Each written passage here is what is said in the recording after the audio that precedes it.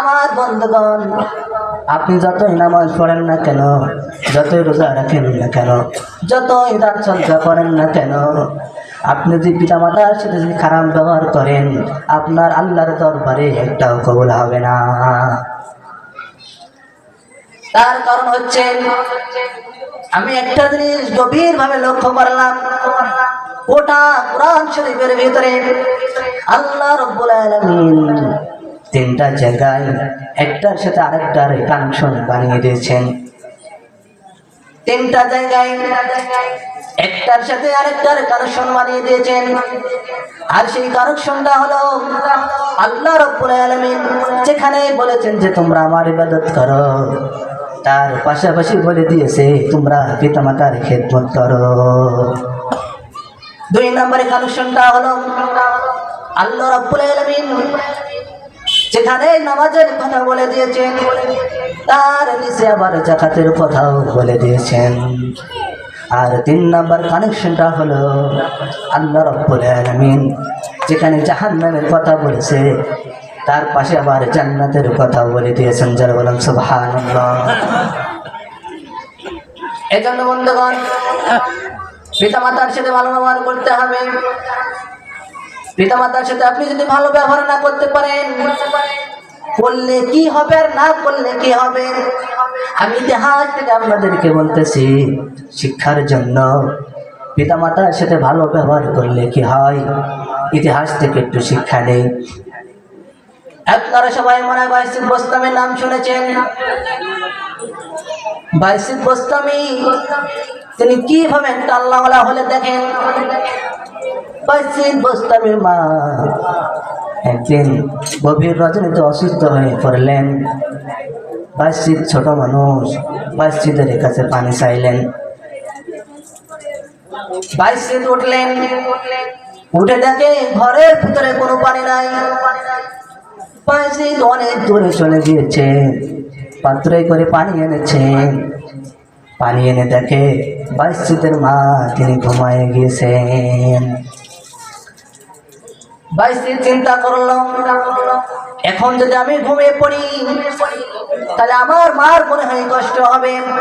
আবার যদি আমার মা জেগে ওঠে, আবার যদি আমার কাছে পানি চাই, আর আমি যদি সঠিকভাবে যদি পানিটা না দিতে পারি, তাহলে আমার মা মনে হয় অনেক কষ্ট পাবে। এজন্য বাইসিদ আর ঘুমালেন না।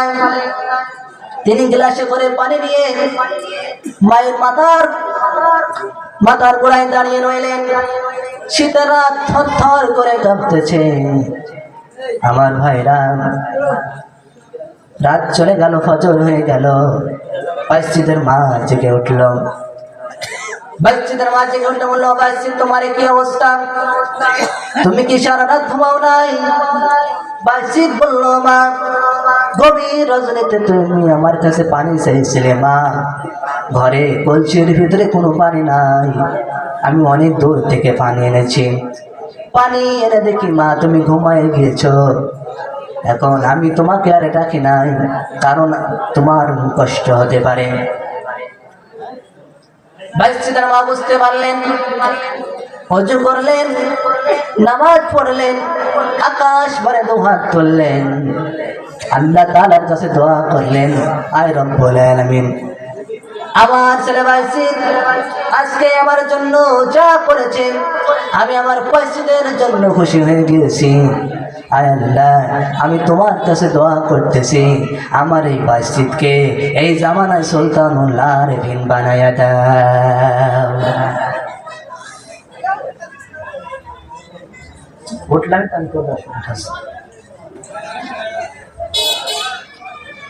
আমার ভাইরা, মা দোয়া করলেন, কারেন্টের মতো কবুল হয়ে গেল। মায়ের দোয়ায় বাইসিদ বড় একটা আল্লাহওয়ালা হয়ে গেলেন। এবারে দেখেন, মাকে কষ্ট দিলে, মার সাথে খারাপ ব্যবহার করলে কি হয়, আরেকটা ইতিহাস থেকে শিক্ষা নেই। বিশ্বনবী জলিল কদর সাহাবী নাম তার আলকামা। আলকামা দুনিয়া থেকে বিদায় হয়ে যাচ্ছে, কিন্তু আলকামার মুখে তো কালেমা নসিব হচ্ছে না।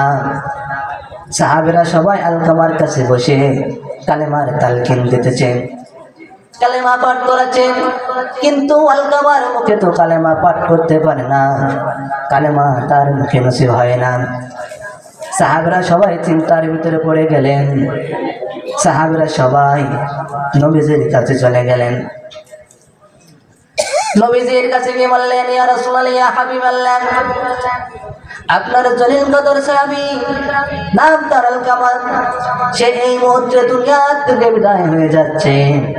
ইয়া রাসূলুল্লাহ, ইয়া হাবিবাল্লাহ, আলকামাকে আমরা কালেমা পাঠ করাই, কিন্তু আলকামা তো কালেমা পড়তে পারে না।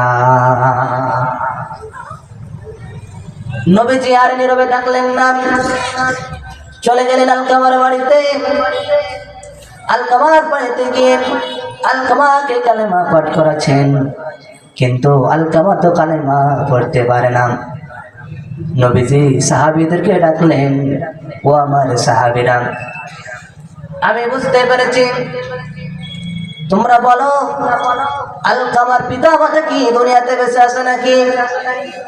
সাহাবীরা বলল, ইয়া রাসূলুল্লাহ, ইয়া হাবিবাল্লাহ, আলকামার পিতা দুনিয়াতে বেঁচে নাই, কিন্তু আলকামার মা বৃদ্ধ মানুষ বেঁচে আছে। নবীজি বললেন, তোমার সাহাবীরা আলকামার মা কোথায়? সাহাবীরা বলল, আলকামার মা ঘরের ভিতরে দরজা বন্ধ করে আছে, আলকামার মা তো ঘরের দরজা খোলে না। নবীজি সাহাবীদেরকে নিয়ে গেলেন, আলকামার মার ঘরে লক করলেন, দরজা খুলে দিলেন। নবীজি বললেন, আলকামার মা, তোমার ছেলে আলকামা এই মুহূর্তে দুনিয়াতে বিদায় হয়ে যাচ্ছে, কিন্তু আমরা কালেমা পাঠ করাই, কিন্তু আলকামার মুখে তো কালেমা নসিব হয় না। ও আলকামার মা, তোমার ছেলে আলকামা কেমন ছিল তুমি একটু বলো। আলকামার মা বলল, ইয়া রাসূলুল্লাহ, ইয়া হাবিবাল্লাহ, আমার ছেলে আলকামা সে বড় একটা বুজুর্গ ছিল, সে 5 ওয়াক্ত নামাজ আদায় করত, হজ করত, যাকাত দিত, দান সদকা করত, কিন্তু ইয়া রাসূলুল্লাহ, ইয়া হাবিবাল্লাহ, ওই আলকামা আমার সাথে খারাপ আচরণ করত, আমার সাথে খারাপ ব্যবহার করত। ইয়া রাসূলুল্লাহ, ইয়া হাবিবাল্লাহ, আলকামা আমার ছাড়া তার স্ত্রীকে প্রাধান্য দিত বেশি। আমার বন্ধুগণ, নবীজি বললেন, ও আলকামার মা, তুমি আজকে আলকামাকে সব ক্ষমা করে দাও। আলকামার মা বললেন, ইয়া রাসূলুল্লাহ, ইয়া হাবিবাল্লাহ, আলকামা আমার জন্য যা করেছে আমি আলকামাকে কোনোদিন ক্ষমা করতে পারবো না। নবীজি চিন্তার ভিতরে পড়ে গেলেন, সাহাবীদেরকে ডাকলেন। একদল সাহাবীদেরকে বললেন, আমার সাহাবীরা, তোমরা জঙ্গলের ভিতরে চলে যাও, কিছু কাঠ কেটে নিয়ে আসো, কিছু খড়ি নিয়ে আসো। আর কিছু সাহাবীদেরকে বাজারে পাঠালেন, তোমরা কেরোসিন তেল নিয়ে আসো। কাঠ নিয়ে আসা হলো, কেরোসিন তেল নিয়ে আসা হলো। ঘরের ভিতরে দাও দাও দাও করে আগুন জ্বালিয়ে দেওয়া হলো। বিশ্বনবী বলতেছেন, ও আমার সাহাবীরা, যাও তোমরা আলকামাকে নিয়ে আসো, নিয়ে এসে ওই আগুনের ভিতরে ফেলে দাও। এই কথা বলার সাথে সাথে আলকামার মা চিৎকার করে উঠে বলল, ইয়া রাসূলুল্লাহ, ইয়া হাবিবাল্লাহ, আমার সন্তান আলকামাকে আগুনের ভিতরে ফেলবেন না। ইয়া রাসূলুল্লাহ, ইয়া হাবিবাল্লাহ, আমার সন্তান আলকামা আমার জন্য যা করেছে, ইয়া রাসূলুল্লাহ, ইয়া হাবিবাল্লাহ, আমি এই মুহূর্তে আলকামাকে সব ক্ষমা করে দিলাম। নবীজি বললেন, ও আমার সাহাবীরা, দেখো আলকামার কি অবস্থা। সাহাবীরা সবাই ঘরের ভিতরে ঢুকলেন। তিনি লক্ষ্য করে দেখলেন আলকামা উচ্চ স্বরে কালেমা পাঠ করতে করতে তিনি দুনিয়া থেকে বিদায় নিয়ে নিলেন। এর জন্য বন্ধুগণ, পিতামাতার সাথে যদি খারাপ ব্যবহার করেন, মরণের সময় কিন্তু কালেমা নসিব হবে না।